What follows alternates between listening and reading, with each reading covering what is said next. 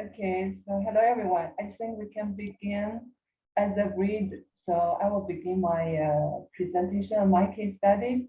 So the student I want to study is the daughter of one of my friends. Since I have been teaching, okay, let me set it set the time so I know how long I have been talking. Okay, this student is the daughter of my friends, and since I've been teaching in colleges for a long time, and I'm teaching big classes, so I had very few interaction with them during class and after class. We have hundreds of students in one term, so I decided to study. This is the daughter of my friends, so I can get detailed information from her parents. And her name is Cindy, and she's 17 years old, and she's in 10th grade. And the background of her is that she is from a well-off family background, and her mom is a stay-at-home mom, and her father supports family uh, uh, very well independently, so they don't have to worry about money. And her parents both graduated with a university degree, and so they are well educated. And her mother is especially concerned about Cindy's education, and she spent lots of time in raising her children. And Cindy has, she has transformed, okay, changed schools many times during her primary school and her middle school years, and maybe 6 to 7. She changed from the public school to the private school, and then home school, and then private school, and then private school, and then private school. So lots of transitions. So I think this frequent change of schools might affect her very much. So she had difficulties in studying, in catching up with other children. And then this experience didn't help her much in building the relationship with her peers, her students, her classmates. And then finally, her mom changed her to another private school, and then this school has a very good school climate, and teachers there are very patient and kind to her and helped her a lot. So Cindy gradually build up confidence in learning, and then she caught up with other students, and then finally she excelled in her studies. So this is the case, and before she had confidence in study, she was not in good relationship with her both parents, and especially her father criticized him often. And so now she began to have confidence in her studies. Now she had a good relationship with both her parents. And the strategies I want to use is I asked 4 questions in her case studies. One is okay, how to balance her busy high school schedule with her English studies, because her mom said she needs to improve her English. So this is the first question. And second question is that her parents put too much pressure on her? So this is the second question, because as Asian parents, we used to have high expectations on our kids. So is it good thing or is it bad thing? And the third question I want to ask is that how to have the deep motivation on studies. So she used to have the surface motivation, which is just to study hard to win the praise from her parents and the teacher. So this is, I think, this is not good. And the fourth question is how to have, or are all his parents involved in her studies? So her mom is deeply involved in her education, but her father isn't very much involved. So I think we need both parents' involvement in child's education. So this is the questions I asked for her case studies. So that's all about my case study. Any questions or suggestions for her case studies?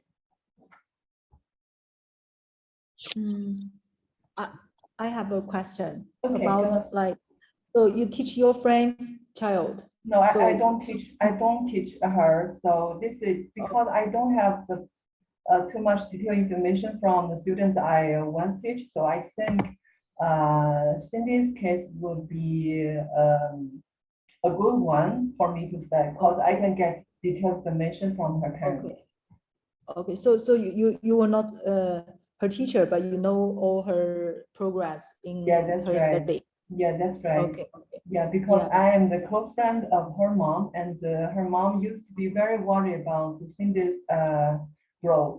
So that's why I study her daughter. Yeah, okay, okay, it makes sense. Okay. I'm thinking about, because you do mention like as she got some improvement in her study, her relationship with her parents is also getting better. So I feel like the improvement or that motivation is also comes from the family relationship. So like she feel like previously if she didn't do well or she didn't put enough effort, so parents are criticizing her or are kind of a little bit not satisfied with her. But when she made some improvement, so parents feel like she really put effort and they will praise her or maybe encourage her or recognize her effort.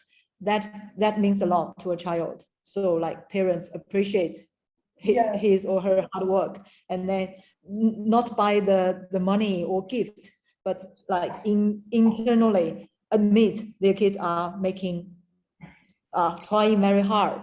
So yeah, for me, if my students, their parents come for a parent meeting, I think the first thing is to let parents know the kids really try hard. Yeah. Yeah, but the question is, does this student only have the surface motivation, not the deep motivation? She's not motivated by the outcomes of learning. So that's the question. Okay, I just a little bit background. She's moved to so many schools, right? Yeah, that's right. And she's 17 years old Yeah. now, like a teenager now. Yeah. So she's probably junior in high school, sophomore, No. junior, senior in Now high school, she's now right? in senior high school. This is Senior high her- school. Yeah. And how long has she been in her last school? Sorry, what was your question?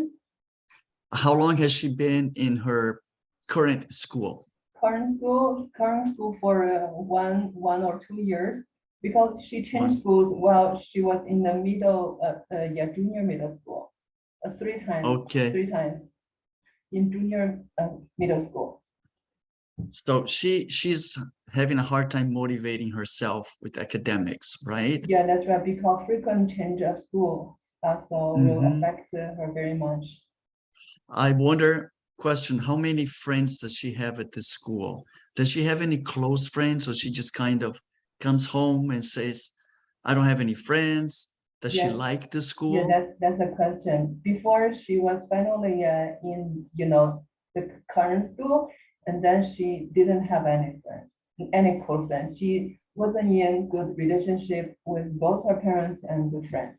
So she had no friends. She was quite lonely, right, at school and at home.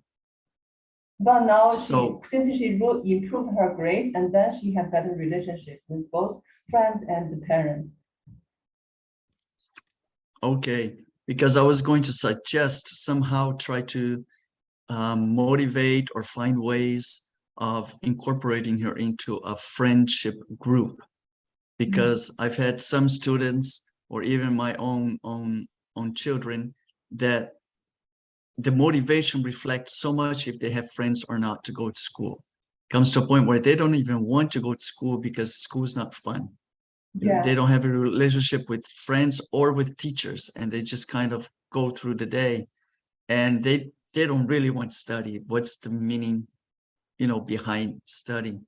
So I'm glad to hear that now she has a little bit more friends, right? And Right. it's all tied into her academic success. Yeah, that's right. Okay. Yeah. So one of the questions you had, like your first question, one of the questions you mentioned was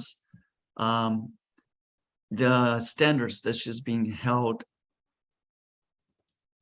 up to, you know, like an Asian family that would like her to do well on tests, on exams, and maybe not so much on getting a broader type of education.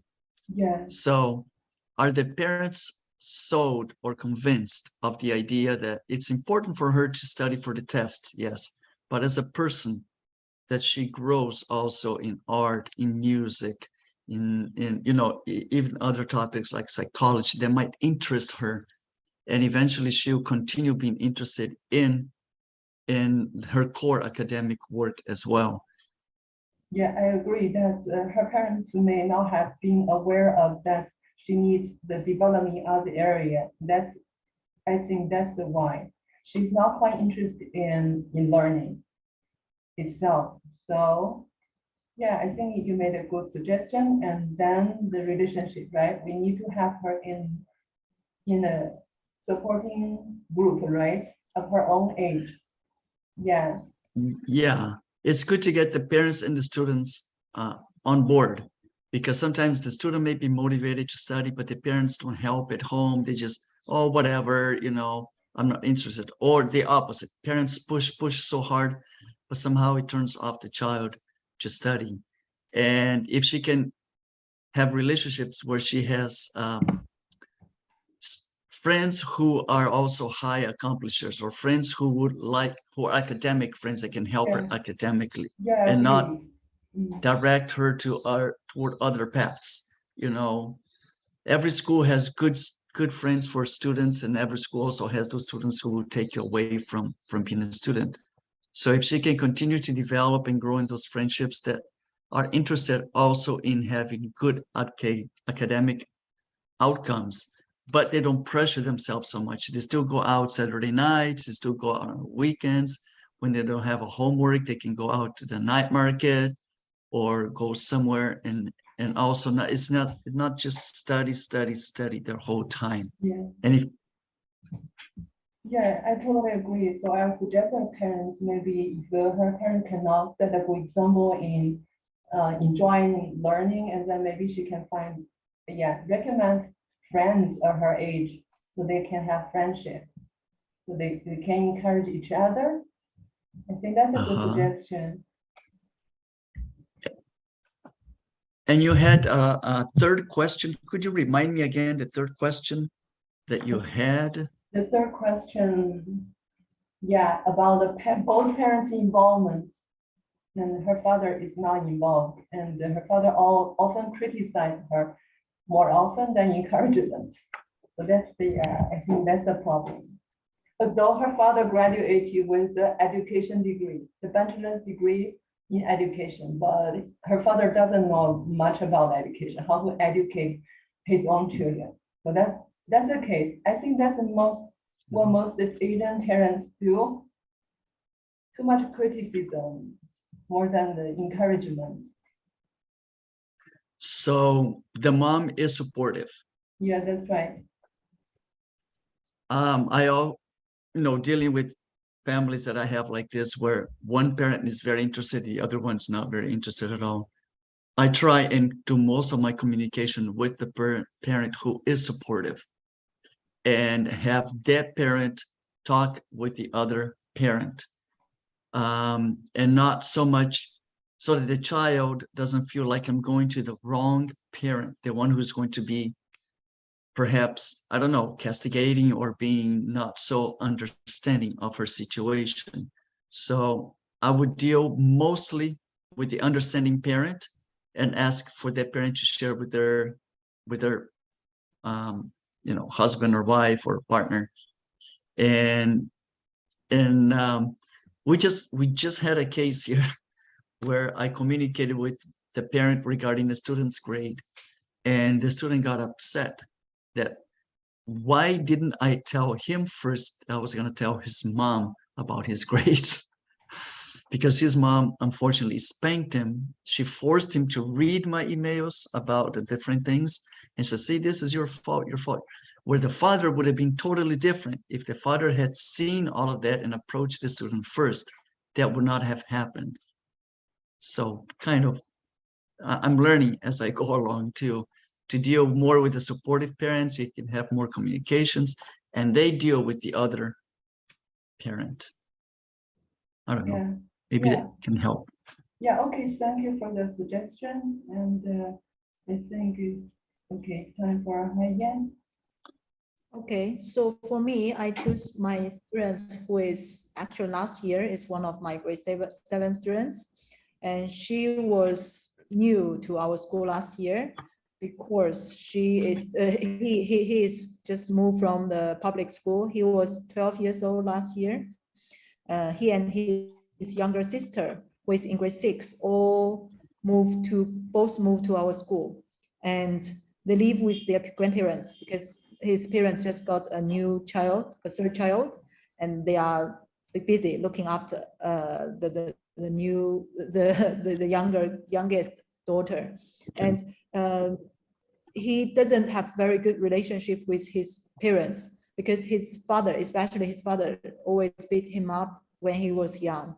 So this boy, he's very emotional when when we talk about anything about his family, because I'm also his house parent in the boarding house. So I know a bit about the background of the family issues. And I think that thing also somehow affect his study because every time when it's a parent meeting, he gets anxious and he will start to be panic before the parent meeting starts. He has quite good Chinese grade, I would say, because he used to, when he was in the public school, he was quite good. But his grandfather wanted him to come to the international school. And when he arrived at the international school, he feels like he can't understand anything. He has very limited English ability. So, but our school now is an IB school, so they do learn Chinese. So apart from his Chinese, he is quite weak in all the other subjects due to the language barrier. But he used to be a good student. So when he arrived, when he come to this situation, and then always feel like he's a weak student in other subjects, so he feel upset. And he's that kind of, I think at his age, at the first month, I think he tried quite hard. But as we all know, language is not like a short period thing to improve. So after 1 year, 1 month hard work, he feels like he just can't. And then he said, he talked to me and said, "Miss, I just give up." I said, why you give up? He said, I can't understand. Even I try to remember many words, but I just can't understand. And me, I'm Chinese, so I can help him somehow with science key terms. And sometimes if he can't understand a concept, so I can even translate it into Chinese for him. But for other subjects, it's or like foreign teachers. So he doesn't even understand what's going on, the simple instructions. He doesn't get it. So like, yeah, that is his problem in study.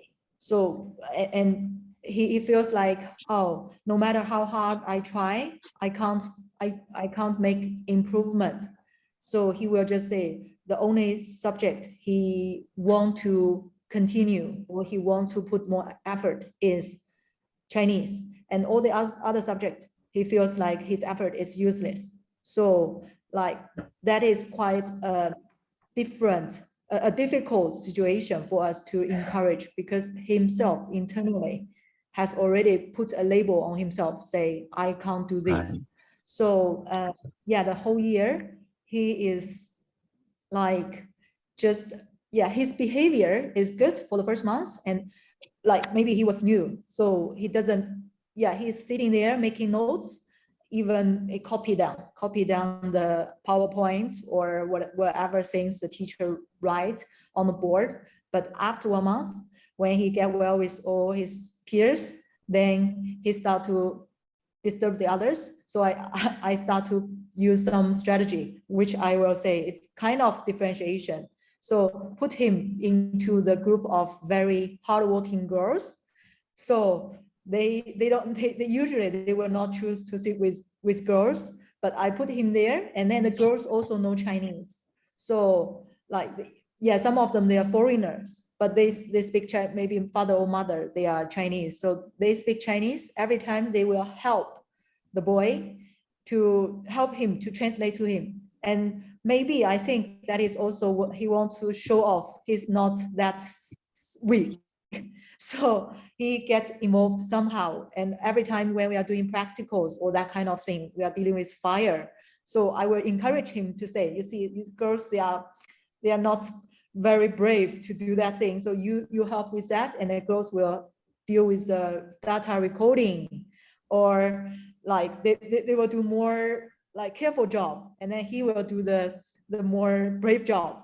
So I think that strategy works quite well. And I will think that is somehow the differentiation and also the instruction. So for the instruction I give to him, I will use English first, and then I will translate some in very short Chinese, say, okay, you do this or do that. And this somehow make him get involved. And his homework is start from empty to something like very simple things, because we used to use the leveled questions. So for the first question, what is the element in water molecules? So he can write hydrogen, oxygen. So I feel like by this, and also content, because as I say, the questions, they are always leveled. So I will say for each work I give out, I will expect him to finish question A or B, because CD will be more harder. So I will say my expectation is you can do A and B for the time being, and then we move on.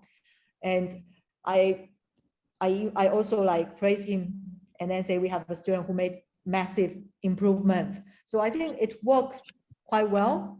And at the end of the term, when we are doing the revision, and he was, as I said, because in the end of the term there will be a parent meeting. So he was quite keen in asking for the revision list, and so that he can use the last week to do a quick revision and get a more decent grade. So I particularly made a bilingual revision list for him. And then for other students, like it's optional, but for him, it's, yeah, that's, I said, I designed this for you. It's not the teacher who is like giving you extra information for the experiment. That's just, I give you some translation. And he feel like he is cared. And yeah, he did make progress in the last one. And as I said, when the parents come, I said, okay, this is what your child do. And this is how much he spent time on.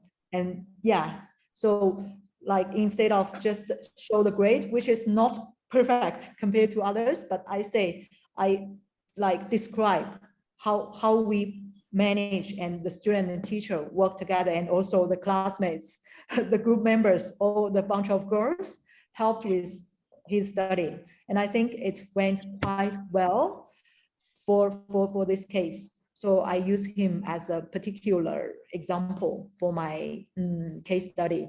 And like my question I want to add, or I want to seek for suggestions from you guys is, actually this year he moved to another school, but I enjoyed the experience to working with him. And also even after he decided to move, he said, Miss, can I get your personal contact? Because maybe in the future I will still need your help, such and such. So I feel quite a sense of fulfillment.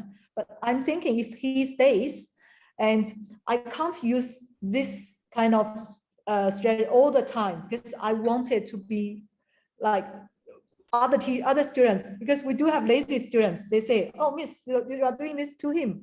I also want to choose the easy one. So my question is like, I want to seek for some professional suggestions, like if we have this type of students, if we want to, if they are, oh, like this year I teach him, next year I teach him, I'm thinking about how to gradually make the scaffolding more productive or more efficient in dealing with this kind of students. Yeah, that's my question. Right. So any suggestions, guys? That's a really hard one. And your case study reminds me of my own situation, because now we just relocated to North America. and here they speak Spanish, and I'm thinking of sending my children to Spanish school, but they don't know Spanish at all. But I think the Chinese parents, they don't know how hard it will be for children to be in a new environment with zero knowledge of the language, and it will be very hard. But parents assume that they are children, they can learn quickly anything.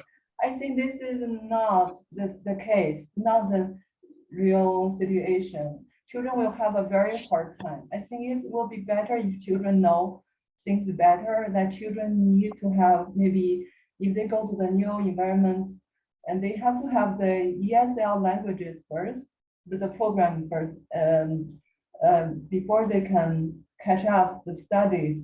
So they need to the preparations. It's not like that you just throw a bomb there and then just plant the seed there and then you will grow as you think. So it's not the case.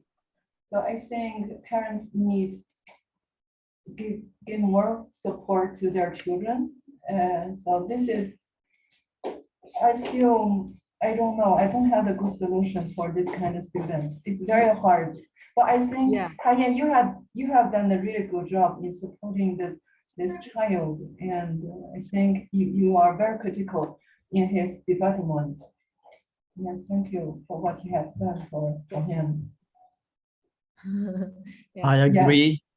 I agree. I would like to also share a little bit that perhaps if he can have specialized ESL help along with his studies, so he can become more confident. The more confident he becomes with his English abilities, then it will naturally become easier for him to follow with the class and follow his subjects. So I don't know if the school where he is at right now has a language learning program, or if his parents can give him a little extra on the side after school.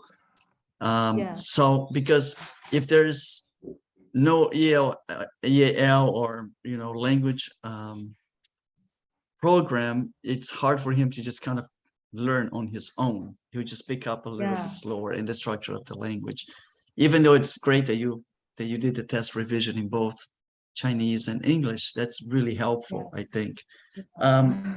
There's something that you mentioned about being in a group. That was a great idea, to put him in a group with the girls.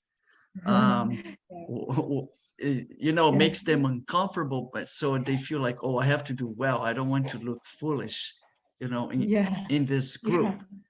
And one thing that I've done in my classes that might also help is I pair up my high achievers with my low achievers. And the high achievers say like, now you're the tutor for this student. And like what I've done with some students even is given extra credit to the high achiever when the low achiever improves. So as he helps a little, let's say he's always getting C's or 70s, and then because of the tutoring of his peer, he's starting to get 75s, even 80, sometimes even a 90 on an exam. And I say, wow, good job. So you also get a little reward. So it motivates the tutor to keep helping him, because his success is also his success. And I don't know if you're aware with a little software called IXL. Yes, agree. I use that. That's a good one. Yeah, IXL. Yeah, it's good for revision. Yes. Exactly. So like for science, a content, you teach about, photosynthesis, something like that.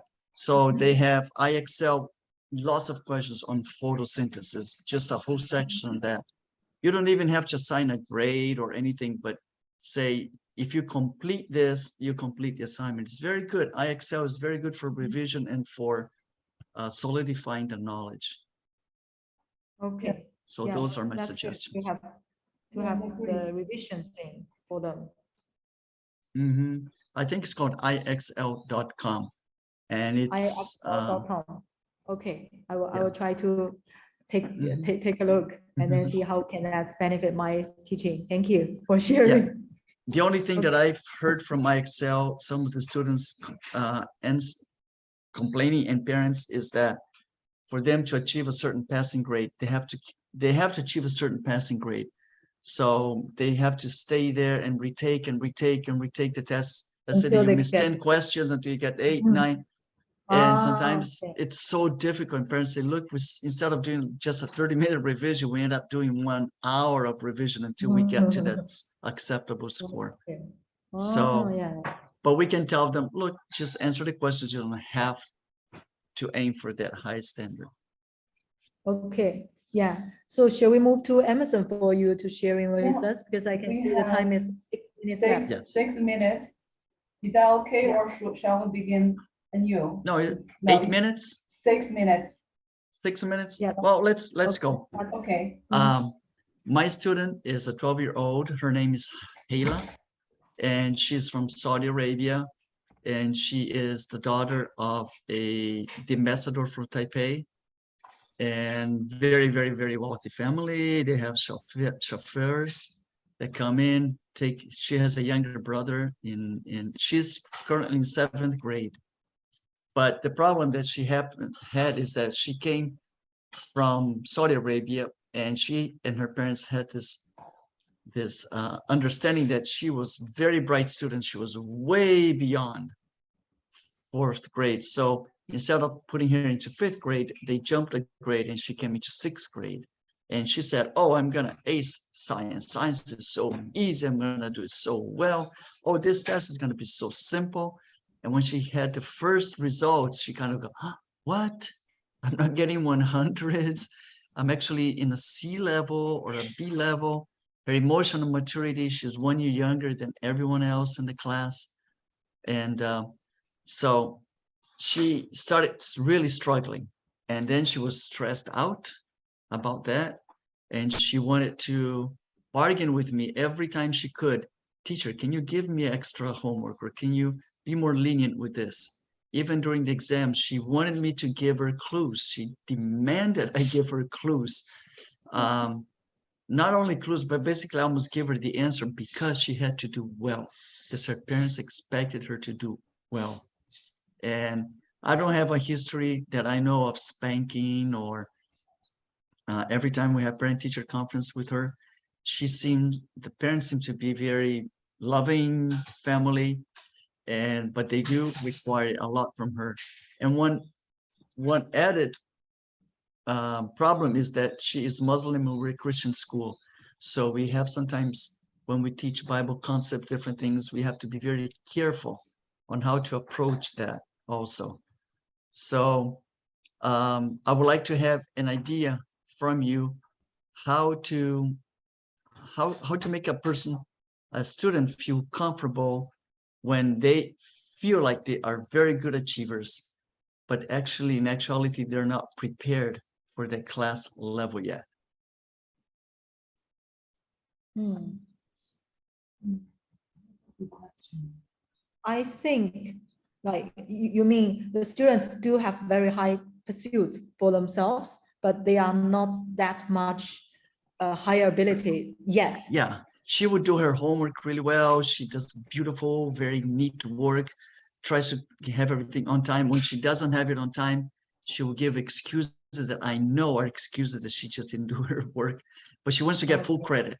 She wants to show her parents she gets good grades, but she's not able to get those good grades that she thinks she can get. So should I be a little more lenient? Should I do for her a little bit less kind of scaffolding, and kind of like you did with your student, maybe AB and not A, B, C, D. But then I want her parents also to know that, they skipped a grade on her. She's not fully emotionally mature.